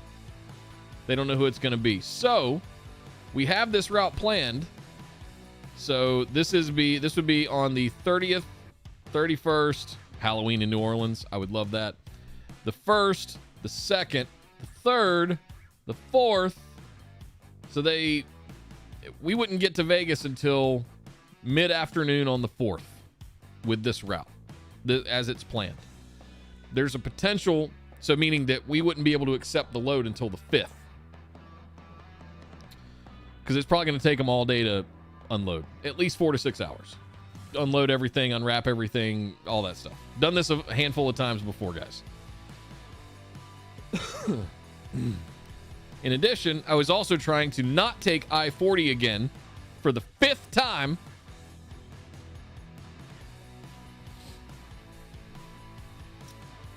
So there is a possibility that we might have to be there to receive the load by the 3rd.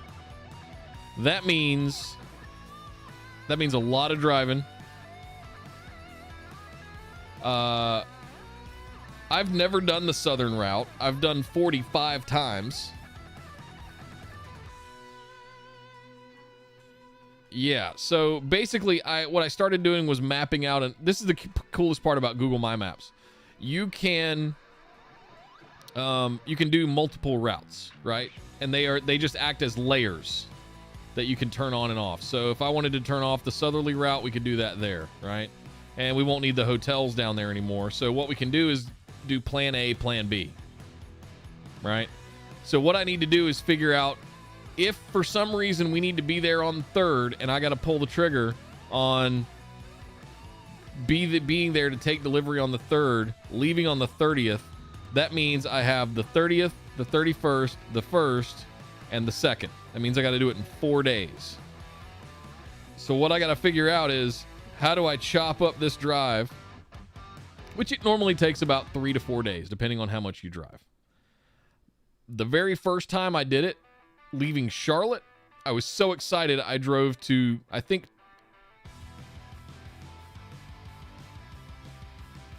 where did I stay? I think I drove to Oklahoma City in the first day. It was like 14 hours of driving. So what I need to figure out is I need to sit down and figure out, like, how can I break this up a little bit more evenly? Coming from LA to LA makes it interesting because you have an additional like 4 hours. So LA to Flagstaff is about 6 hours. And then the next stop is Amarillo, another 8 hours. And then another 8 hours is Memphis. And then another 8 hours is Asheville. And then another 4 hours is Raleigh. So if I'm gonna, like, theoretically, we could drive from Raleigh to Memphis, and then Memphis to Amarillo, and then Amarillo probably push all the way into Vegas on the third day.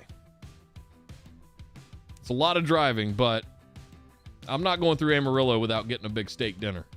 Country fried steak with white gravy on it. No, you can push through Oklahoma City. So it's basically Memphis. That's a long day. That's a 12-hour day. Raleigh to Memphis. Memphis to Amarillo is 8 hours. Amarillo to Flagstaff is 8 hours. But then you can do another 2 to 3 hours and just be in Vegas. So you get to Flagstaff around 5 p.m. and you're like, I'll just keep going. Well, I've done that going to LA in 2013. We got to Flagstaff and I just drove the rest of the way to, we got in around 1 a.m. and crashed. So, well, we can drive more than, if we're under the gun like this, I'm driving more than 8 hours a day. That's really what it comes down to. It's probably 10 to 12 hours a day.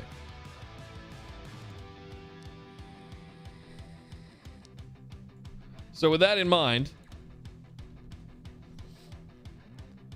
we can just do Raleigh to Memphis. And I just know that's 12 hours because I've done it a bunch of times.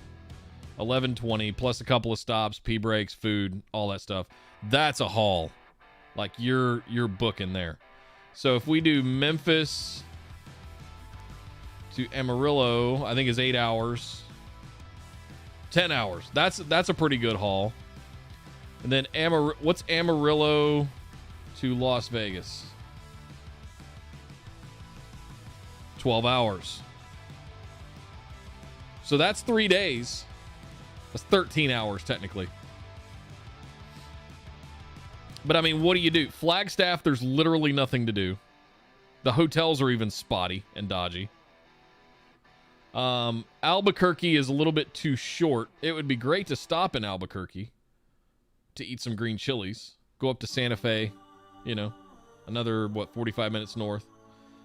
But it makes more sense to just push through and be there.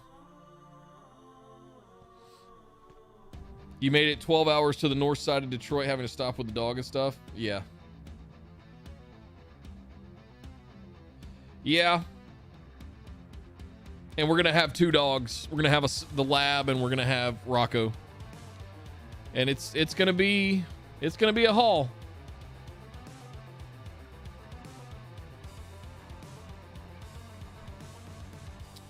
It's going to be a haul.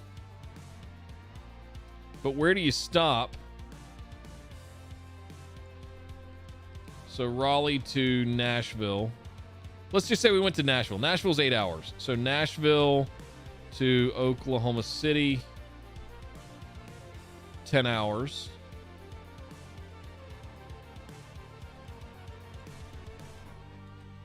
Albuquerque, 8 hours.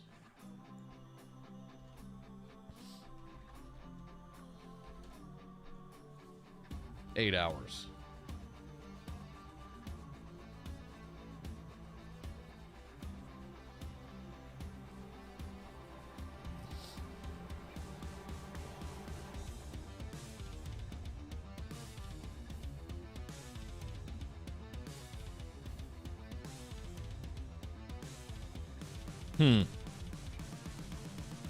So that would be Nashville, Oklahoma City, Albuquerque, Vegas.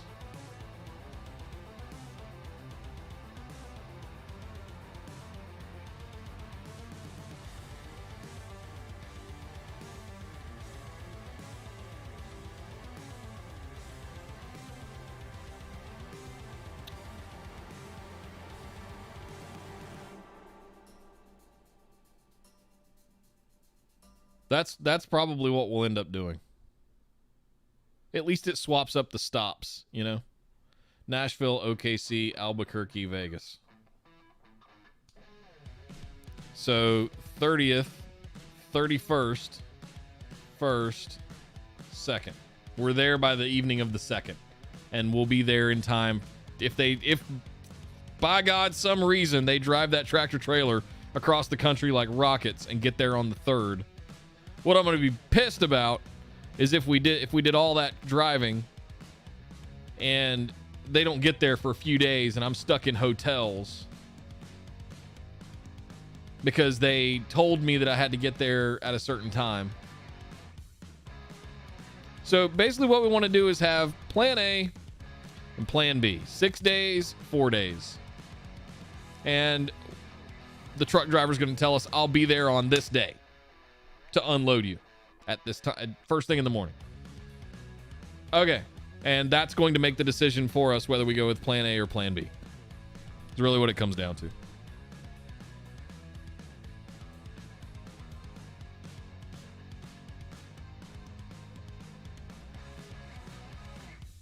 We had thought about even stretching out and doing like the Louisville, St. Louis, Kansas City, Denver, coming down through the Rockies route. But I'm very interested in New Orleans. I was very interested in El Paso. Phoenix is meh. San Antonio it's Texas. Yeah.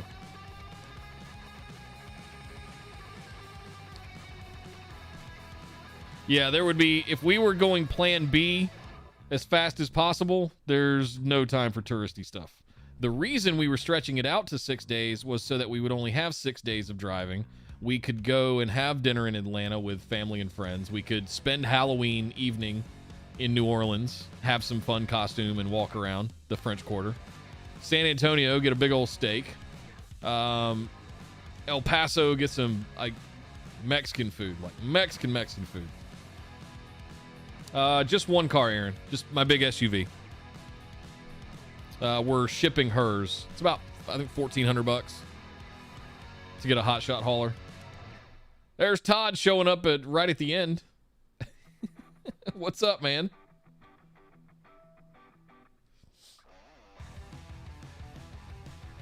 We moved back to YouTube, Todd. Long story.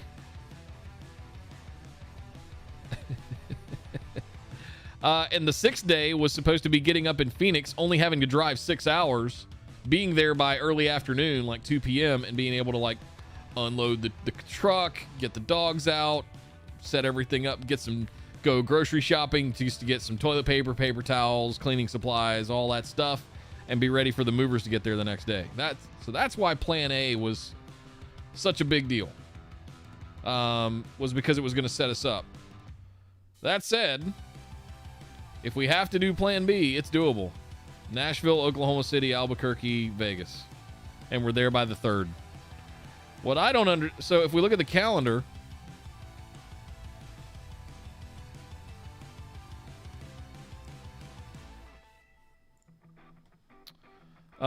these guys, actually I need to make this smaller again. No, stop it, Windows. Turn that shit off. They are loading us on the 28th. So that would mean they pull out of here and they head straight out for Vegas the next morning. So 1, 2, 3, 4, 5. That's 6 days for them. It's very doable. It has nothing to do with the Twitch hack. Honestly. Twitch has been a shit show for the better part of a year or more. It's all gambling streams and hot tub streams and just bullshit. And then there was all the DMCA stuff. And while all of that was happening with Twitch, YouTube was over here building Creator Studio and making live streaming a much bigger part of YouTube. Meanwhile, doing shorts. So the strategy is consolidate into a single beachhead. I know the guidance in the past has been create content elsewhere that drive people over to your live streams. My whole take on it now is have my shorts, long form videos, and live streams all in one place on YouTube. Have one place for people to subscribe, one place to build a following, one place for everybody to interact. So, and then like after deciding that a couple of weeks ago, today the hack came out and Now you know how much all your favorite streamers make or have made since 2019. There's one at the top of the list that made $32 million that's just listed as unknown that I think is Dr. Disrespect. And they've just lost the data. But can you imagine making $32 million since 2019 in 2 years? And he hasn't even been here for a year. He's been over here on YouTube. That's the scariest part. Did he make $32 million in a year? Live streaming? Playing Call of Duty? $32 million?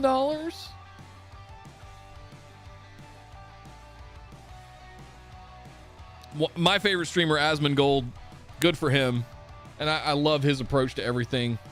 Lives with his mom. They've got a, rickety old house in Austin, Texas. And that dude pulled in 20 million. He's balling about 500K a month. Just, good Lord.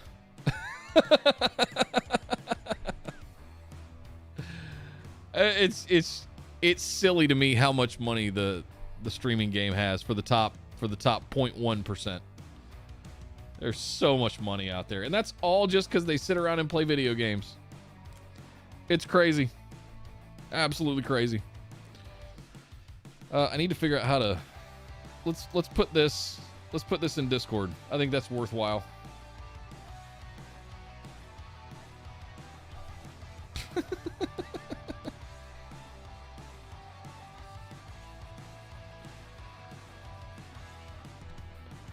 The last thing I want to do... Actually, no, I got to get out of here. Yeah, don't save. Whatever. We'll redraw it in 2 minutes if we have to. Thanks so much for hanging today, guys. I got to run to an appointment. Sorry you missed basically everything, Todd. We'll see you next time. I chose the wrong job indeed. That is true. There was a time, fun story. It's one of those things I look back on. I actually wanted to start streaming World of Warcraft and Destiny back in 2016 when I took my sabbatical. And I was like, no, I'm not good enough. It was imposter syndrome all over again. It was, I don't know what I'm doing. I won't be any good at it. I'll never be as good as these guys. I'm not that good of a player. I wish I had started. Because it does take a good 5-year window to build any kind of substantial following. Pretty much with anything that you do, whether it's a live stream, whether it's a YouTube channel, whether it's a Discord community, like it can take time. Unless you've got some momentum pushing in from elsewhere, it can take time. So, exactly, Brian. That's what I thought too. Nobody would watch me. Who wants to hang out with Nick and watch him play World of Warcraft? Pfft, I can't think of anybody. He's not even that good. Why would anybody want to watch him? I wish I would have found out. Shoulda, woulda, coulda. It's amazing how the dots of time would have lined up differently had something happened there. But here we are, streaming on the tubes of you. We'll see you guys on Friday. Thanks for hanging, guys. I'll keep you posted in Discord, any other things we got coming up for Insight or any updates on the house and the move and all that kind of stuff. But until next time, we'll see you Friday. Deuces.